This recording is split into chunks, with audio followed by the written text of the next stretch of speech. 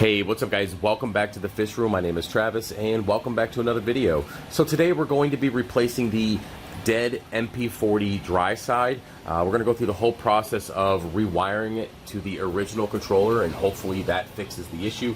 So long story short, I usually have two MP40s on each side of the tank, two over here, one at the top, one at the bottom, and you can probably see one and one behind the coral there on the other side. And long story short, it ended up falling off the glass, fell into my refugium over here, and sat there for about 3 days before I figured it out. Now, it does still work, believe it or not. It still works, but it's no longer quiet. It actually is, it vibrates and hums. It still moves water, but even with adding some of my 3D printed like bearing lube and all that kind of stuff, hopefully it would quiet down. It's still very loud and probably a fire hazard at this point. So went ahead and got another one, so we're just going to replace it. And if you guys are still wondering what I'm talking about, it is just the dry side of the MP40, and you can see that I've taken it apart several times and worked on it, and yep, still doesn't work. So I guess this kit, if you're seeing this video, it must have worked, but basically we're going to take this controller apart and we're going to rewire the new one in there, and hopefully the controller didn't get destroyed during the process of it falling in the tank there. And we'll get our flow back to normal here on the 300 gallons. So let me go ahead and pull off that controller. We'll come over, set up the tripod, and see if it works. Alright, so here we are with the original controller. As you can see, it has 3 screws in the back and looks like it'd be relatively easy to take apart. And we have the new dry side, and you can see it's just a simple plug and play.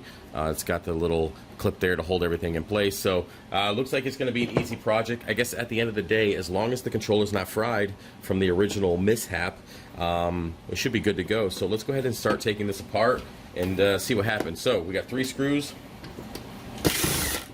Uno. Dos. Trace. I'm just, brushing up on my Spanish for my trip. Let's see here. Let's see if I can take this apart without breaking it. There we go. There's the top. Alright. Hopefully you guys can still see everything. I'm going to pull this out here. Just going to wiggle the board a little bit to kind of see where we're at. The knob fell off. And yeah, well, that looks relatively easy. Not going to touch anything. Just going to pull out the dead or slightly broken dry side and set this down. Alright, and plug in the new one. Same way, clip up top. And then we have our, I'm pretty sure I can just pop this in place afterward, but put this back in here. And then use the little separator there to hold the cord. Looks good. Okay. And this should just pop into place. Yep, alright, so we're good with that. And then I'm just going to put the cover back on. This is the bottom, this is the top. I'll figure it out. And the screws. Man, I just made a whole video for this. Alright, well, it was the first time doing it, so I didn't really know how easy it was going to be. I didn't look it up because, typical, stereotypical male, I'm not going to read directions. I'm just going to figure it out as I go. That's the manly thing to do, right? So, yeah. Anyways, I'm just gonna go put it on the tank and see if it works. That was really easy.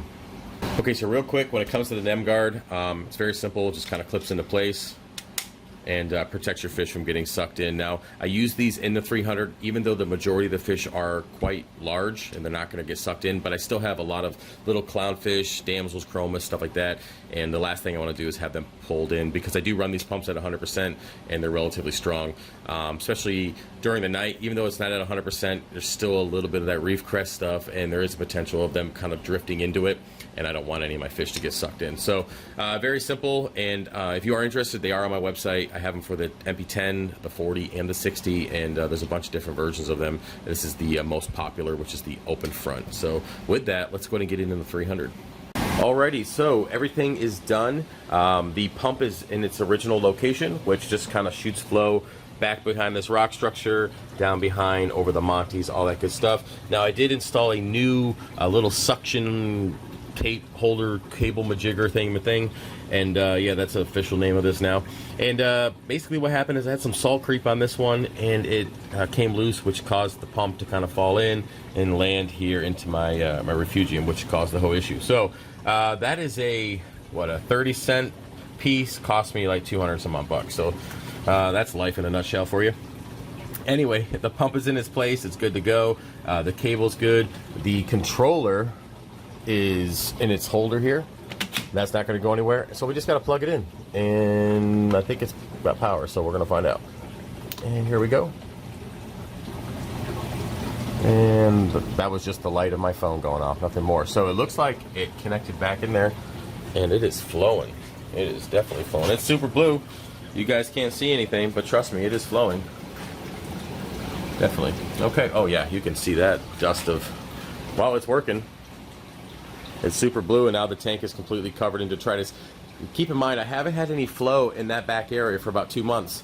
So all that stuff just got picked up, and yeah, I kind of wish I had my other camera, but there's a ton of detritus. That's good. That's a good sign. I'm glad the flow's going. So yeah, that was a relatively easy project, and I'm glad it worked out the way that it did. Unfortunately, it did take, you know, like I said, a month or so for me to actually get the part in, but either way, I'm glad that I have the flow back in the 300. Probably going to take a little bit to clear up. I'm going to throw some filter socks in just to pick up some of that detritus that's now consuming the water column. But outside of that, I'm really pleased, and I'm glad to have the flow back. So with that, if you liked the video, give it a thumbs up. Yeah, if you want to support the channel, head over to my website. All 3D printed items are buy 3 get 1 free at checkout, and I'll see you guys later. All right, peace.